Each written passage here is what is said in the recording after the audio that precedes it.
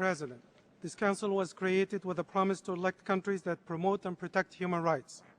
We ask, does the election of Libya live up to this promise? For me, this question is not academic. My late brother Fathi al-Jahmi was a heroic dissident in Libya. Under the rule of Mr. Qaddafi, membership in political parties or independent labor unions are crimes punishable by death. The fulfillment of citizen needs is tied to their absolute loyalty to Mr. Qaddafi. Ordinary Libyans are accountable to a vast security apparatus. Their actions are scrutinized by Orwellian institutions, punishable by ruthless death squad. Despite the danger, my brother Fathi chose to speak out for free speech and human rights. He was a courageous man. He was also my mentor and a father figure. He was an unconditionally loving husband and a generous husband, son, and brother. Fathi was blessed with a great mind and a passion for equality and justice. In 2002, he publicly set out his vision for a constitution, free speech, free enterprise, and an investigation to the massacre of 1,200 prisoners at Abu Slim. As a result, the government imprisoned Fathi for 17 months until then Senator Biden, who is now the U.S. Vice President, interceded on his behalf. As soon as he was released, Fathi again spoke out for freedom and human rights. 2 weeks later, he was sent back to prison and subjected to 5 years of intense torture and isolation, leading to his death on May 21st, 2009. My family asks, when will this Council establish an international investigation into my brother's imprisonment, torture, and death? Why is the government of Mr. Qaddafi, which tortured and killed my brother, and which is one of the world's worst violators of human rights, now an elected member of this Council? When will this Council do the right thing and stand with the Libyan people to defend their human rights? Thank you, Mr. President. Thank you. To the distinguished representative of Libyan Arab Jamahiriya. شكرا للسيد الرئيس.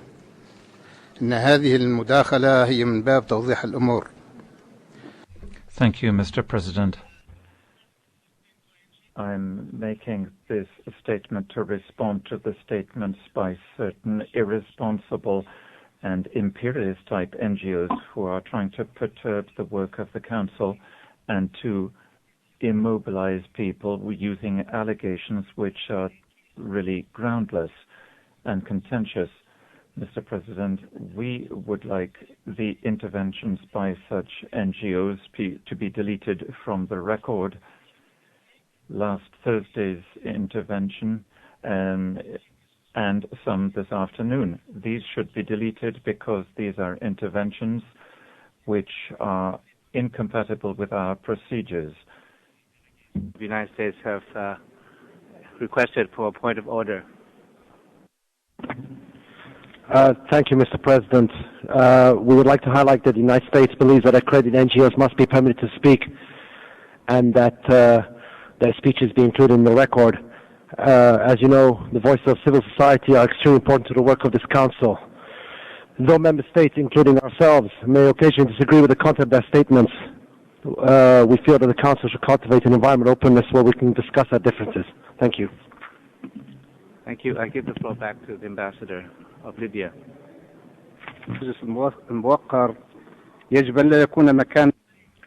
I would state to the Honourable Council that this should not be a forum for all sorts of allegations when they are baseless and not grounded in truth.